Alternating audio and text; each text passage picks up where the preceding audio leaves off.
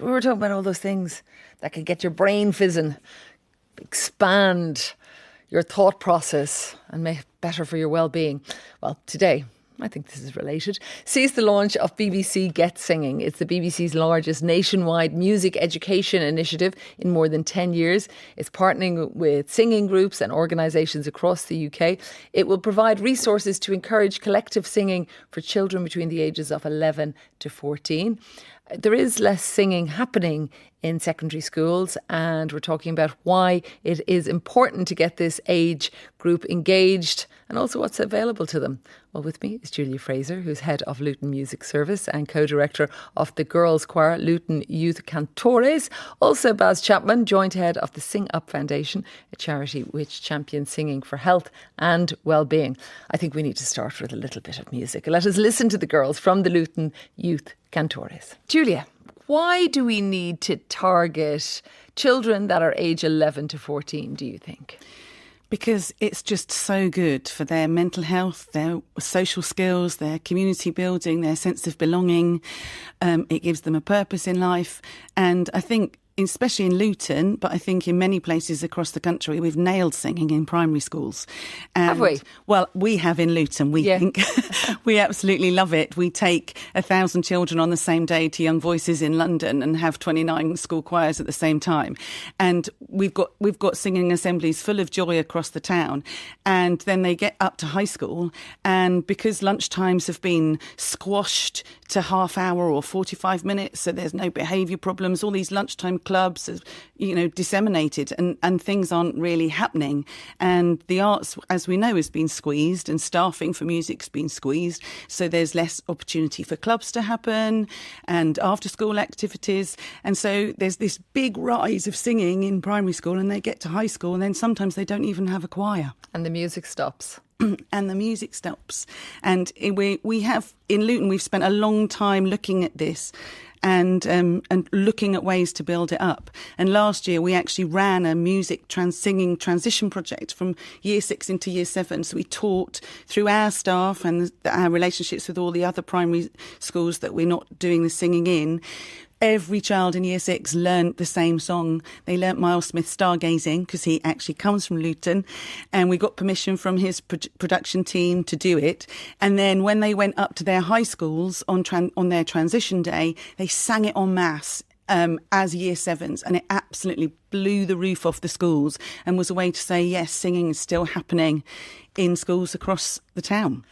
Baz, you've been nodding your head along with a lot of what Julia has been saying there. How would you describe how singing can affect our well-being? Well, there's in a range of different ways, actually. From a brain point of view, people have been brain scanned while singing, and parts of the brain light up in a way that no other activity does. But there's also the physiological aspects of it, the increase in oxytocin, endorphins, dopamine, serotonin. So these are all kind of positive hormones, but there's also a reduction in cortisol, which is the stress hormone. So those things combined mean that the activity of singing can be really powerful. That's a very sciencey way of putting it, but that song you played at the top of the show, Never Be Enough, you heard the group singing together in unison, singing the same line, and then they went into harmony.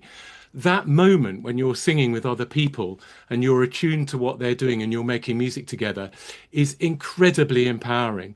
And for young people that are going through change, they're looking at their own identity, they're wondering how to connect with each other, they're wondering about what their tastes are in the world.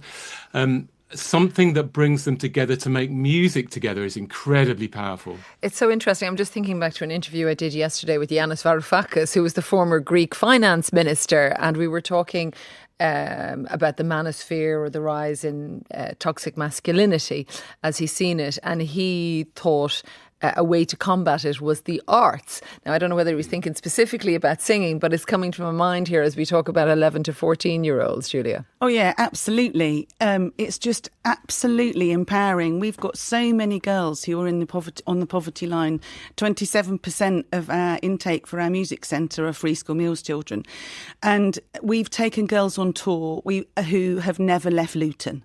We've taken them to Disneyland Paris to sing on a performers stage and sing at La Madeleine Church. We've taken them to the Rhineland, and they have come from families with very low aspiration, and they've decided, if I can do this, if I can stand on the town hall steps of my own town for remembrance service, and I can go to the Rhineland and sing, I can do anything. And I can go to university and I can achieve some goals. And it gives them this power when they believe that they can not only learn stuff from memory and three-part harmony and sing in their own town, but, oh my God, I'm going to go and sing over here.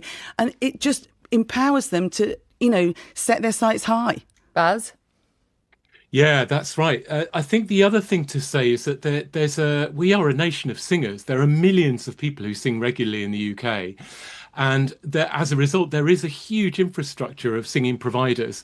There's online ones like Sing Up, but there's also brilliant organisations like Julia's all around the country. So the Get Singing programme fits brilliantly within this infrastructure, but it shines the light on this particular age group where we want to counter that dropping off, because when you bring people to sing together and there's some high quality provision that they can key into, we constantly see these benefits that Julia's talking about across the board. I'm wondering, because people can be embarrassed singing, right? And particularly that age, 11 to 14, you can be quite self-conscious and trying to fit in with your peers. And if your pals aren't into it, perhaps you won't be too. But how do you corral them or get music that they want to sing? What's that process like? Well, some of that's just about choosing the right kind of thing, but connection is so important.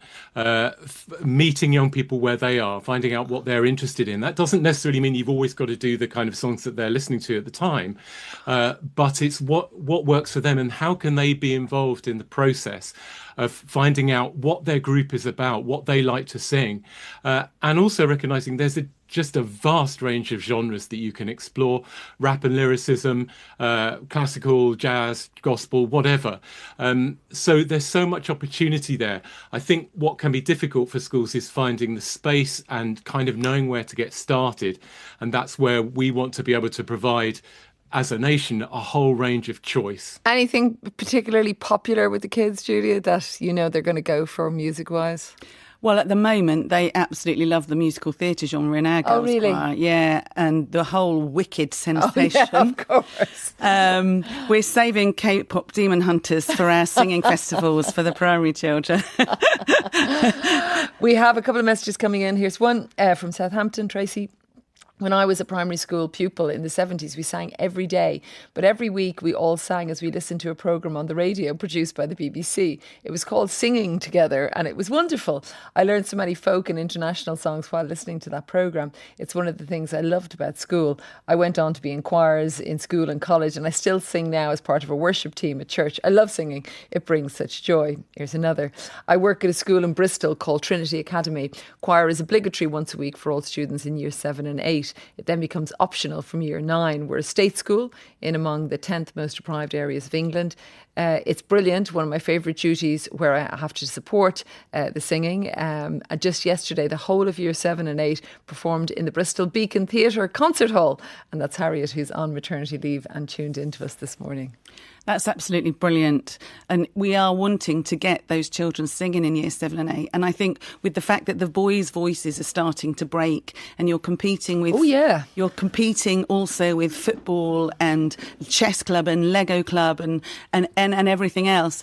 But for girls as well, they can, as long as you, Baz was right, as long as you get the right hook and you choose the right material and you are relating to their genre and you include them in the music making, then there is no holds barred. You can get those children singing. You've just got to provide the right opportunities and the right material. Is it different, Baz, reaching out to girls or boys and trying to get them to sing? There can be some differences. Certainly the voice change it can be different. But actually, I think it's more to do with the fact that at that age, there's so much going on and it can be a place of real anxiety and mental health challenge. And the singing and vocal work is universal in its ability to be able to help with that and provide a safe, social, calming, uplifting and positive space, but also a space to when it's done creatively to deal with emotions and talk about your own story. So having space within school time to be able to do that is key. And it looks like there are policy shifts that are pointing towards more space to do that kind of thing as part of learning, which is brilliant. And I know these are resources for teachers and you know, that will be happening, for example, in singing clubs. But I'm just thinking about singing in the home for children. Oh, yes, I think it's imperative. And I think depending where you come from, some children are arriving in Luton at the age of 4 and they've never sung. And so that's why, yes, because culturally singing isn't part of their culture at home. And that's why we found that singing assemblies and the modelling of singing assemblies are so essential, so that we aim in Luton to normalise singing by the time they get to year 6 when they're 11, so that singing as they're going through their education is a normal part of the curriculum, it's a normal part of their music provision, it's a normal part of school life, and they absolutely love it. Funnily enough, with our transition project, there were some high schools that didn't take part on the actual day because of lack of communication, different agendas, and you've never seen more angry year 6s, especially the boys, 90 children coming back to primary school and saying, we didn't get to sing the song. Oh, no. So we're really determined to get every high school on board this year in the town so that there are no upset children when they go back. Isabella's got in touch. She says, I'm 17. I sing in the West Sussex Youth Choir. I find it amazing. I've met so many lovely people my age. We're performing The Water Diviner's Tale in March. It's incredible how it makes it feel, how a group of young people have the opportunity to create such an amazing sound. I suppose that's it, creating. I find that quite moving, though, the thought, Baz, of this 4-year-old arriving perhaps in a new country and never having sung and being exposed to that. I mean, that is a story in itself. Yes, it absolutely is. In fact, at the Sing Up Foundation, we're really interested in displaced young people and what can help them integrate into a new area and do an activity that takes them away from the horrible experiences that they've been through. And the safety of the space of singing is a really powerful thing. Do you know, the other thing that comes through all the time and has happened in our discussion as well and your comments is this thing about nothing seems to be as powerful as just making singing a part of what we do, just a regular act. It doesn't always have to be the preserve of like an audition choir. It's for everyone. We've sung to each other since we walked on the planet. And so there must be something in it if we're doing that. Here's another one. My daughter's Welsh school has 6 choirs, 2 age groups, mixed girls and boys. They compete annually. They don't call us the nation of singing for nothing. If you'd like to get in touch, 84844. But I want to thank my guests for coming in this morning and giving us such lovely things to actually think about, and the positivity of singing. Maybe be singing along as you are listening to us on the radio this morning. Julia Fraser is one, and Baz Chapman is also our other guest. Thanks to both of you so much.